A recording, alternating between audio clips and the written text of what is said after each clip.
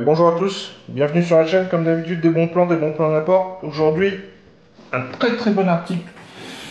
Et là, vous allez tomber sur quelqu'un qui connaît bien ce produit-là, la gamme de produits depuis quasiment ses débuts.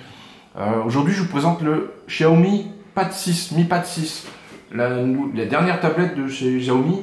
Juste pour vous dire, pour vous donner un petit ordre d'idée avant d'aller trop loin dans le détail, je possède, j'ai suivi la gamme Xiaomi depuis le Mi Pad 3. Autant vous dire, j'ai eu le 3, je suis passé au 4, je suis passé au 5, et aujourd'hui je passe au 6. Et je vais vous expliquer pourquoi je reste sur cette gamme, pourquoi je passe pas sur d'autres produits, voilà, vous donner toutes les raisons. Si vous connaissez pas, je vais vous parler de tout ça en détail, vous verrez. Là pour le coup, comme d'habitude, c'est toujours mais là c'est un méga bon plan pour vous. Cette tablette là, vous cherchez quelque chose au meilleur rapport qualité-prix, avec les meilleures performances possibles, en restant dans un prix encore accessible. Et ben là vous êtes sur le bon produit, mais je vais pas trop tout vous dévoiler. Petit déballage très rapide pour le coup, parce qu'il n'y a pas non plus 50 accessoires. Vous avez la tablette, vous avez un chargeur Xiaomi 33 watts avec son câble USB. Et voilà tout ce que vous aurez. Alors moi j'aime bien toujours compléter, c'est dommage, mais il vous faudra compléter avec un verre trempé. Enfin moi en tout cas je le fais, c'est pas obligatoire, mais moi j'aime bien protéger mon matériel. Donc j'ai recommandé un verre trempé sur AliExpress, je vous mettrai la référence aussi dans le descriptif, tout comme là je vous mets la référence du Pad 6.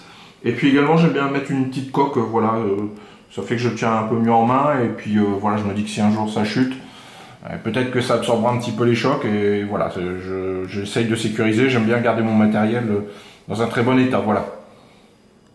Caractéristiques. Déjà, ce qui m'a surpris en passant, parce que la grande question qu'on va se poser aujourd'hui, c'est est-ce qu'on passe de la 5 à la 6? Qu'est-ce qui est intéressant? Ou est-ce qu'on peut encore acheter la 5? Ou est-ce qu'on passe à la 6? Alors moi, je vous donne les différences. Après, ça va dépendre un petit peu de votre budget, des bons plans que vous allez avoir.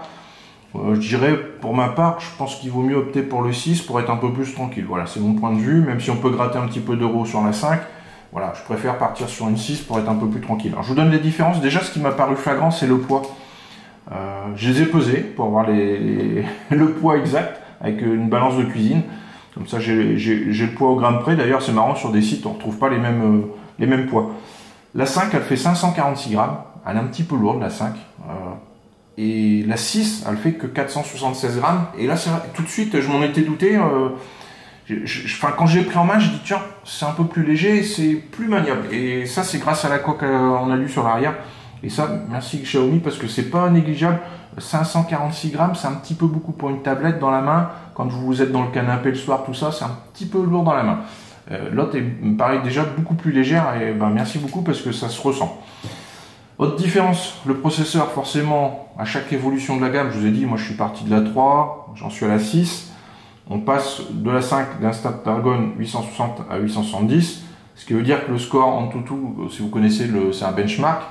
On était à 575 000 points, et on passe à quasiment 800 000 points sur Antutu. J'aime autant vous dire que là, il y a un bond dans les performances. Vous avez une batterie aussi un peu supérieure, le chargeur 33 watts, donc ça, vous l'avez vu en différence. On passe sur de la DDR5. J'ai la version là, 8 Go, 8 Go de RAM DDR5, donc avec 256 Go de stockage. Voilà dans les principales différences. Là, on était en DDR4 sur la Mi Pad 5.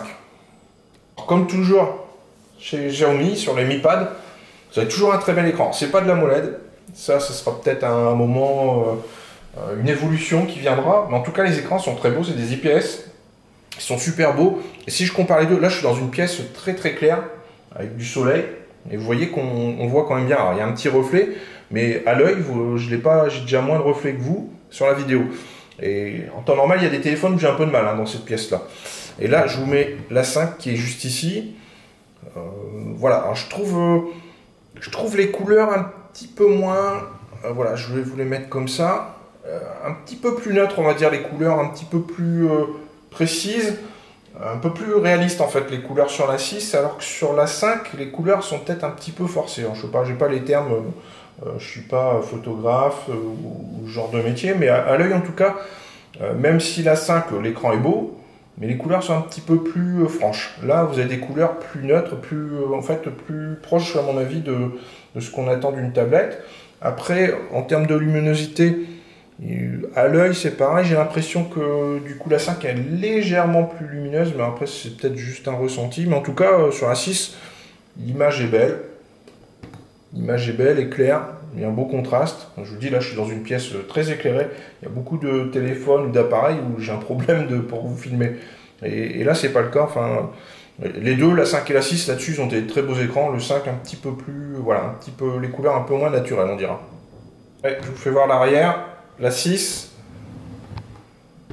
la 5, voilà, c'est semblable, si ce n'est que la 5 c'est du plastique et ici on est sur de l'alu, donc c'est mieux pour la dissipation aussi. Voilà, en termes de taille, ben, je vous mets, la hauteur est identique. Et tac, je vais vous mettre la largeur. C'est pareil, très peu de différence entre les deux. Les dimensions sont semblables. Voilà, alors je vous dirais, tout à l'heure je vous parlais des tablettes d'autres marques. Je vous avoue, depuis que j'ai goûté à Xiaomi, c'est fini du Samsung, c'est fini, enfin c'est fini, ça n'a jamais commencé d'ailleurs du Apple. C'est des produits beaucoup trop chers pour moi. Samsung c'est pareil. C'est des produits trop chers, j'ai pas envie, je préfère un meilleur rapport qualité-prix. Et là, Xiaomi, enfin, je pense que vous connaissez tous, les smartphones qui sont toujours très bien positionnés. Et voilà, heureusement d'ailleurs, ça fait un peu concurrence aux constructeurs un peu plus gros. Et voilà, donc là, c'est ce qu'on retrouve ici sur une tablette. Vous avez une tablette au rapport qualité-prix qui est vraiment. Voilà. Vous avez forcément quelque chose qui va vous donner satisfaction, un produit qui va vous donner satisfaction. Et voilà, et sans trop de. Alors je vous fais voir un peu les applis qui sont installées d'office. Moi j'ai juste rajouté Apora, une appli ou deux, mais en dehors de ça, voilà, vous n'êtes pas non plus pollué d'applis comme Samsung à une époque, il polluait pas mal d'applis sur les tablettes téléphones. C'est pas le cas, là il y a assez peu d'applications, vous pouvez les désinstaller. Voilà, tout se fait bien, le tactile est bon, c'est fluide. Voilà.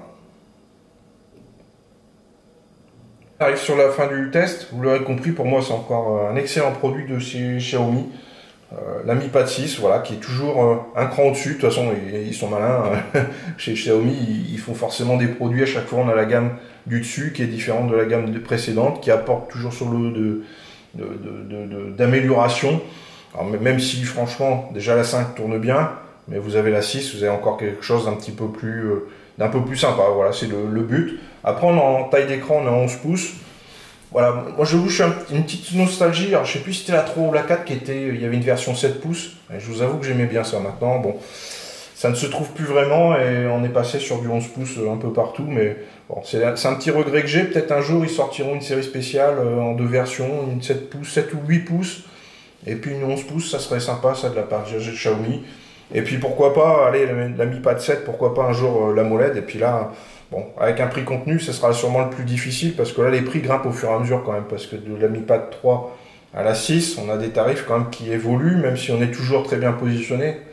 Les tarifs évoluent quand même avec, forcément, on monte en qualité, et les tarifs se ressemblent. Donc si un jour il y a de l'AMOLED, je pense que le tarif il reprendra une petite augmentation, mais bon, on n'en est pas encore là pour l'instant. Voilà, donc aujourd'hui c'était le test de la Mi Pad 6. Vous avez compris, forcément, ma 5 elle va être en vente dans pas longtemps. Et puis forcément je pars sur la 6. Je vous mets tous les liens qui vont bien dans le descriptif. Je vous mettrai un lien d'une coque que j'ai trouvé vite fait sur AliExpress, pas très cher, d'un verre trempé, c'est pareil. C'est des petites choses en plus que je vous mets dans le descriptif. Voilà, j'espère que la vidéo vous a plu. N'hésitez pas à vous abonner, à mettre un petit like si c'est le cas, si ça vous a plu.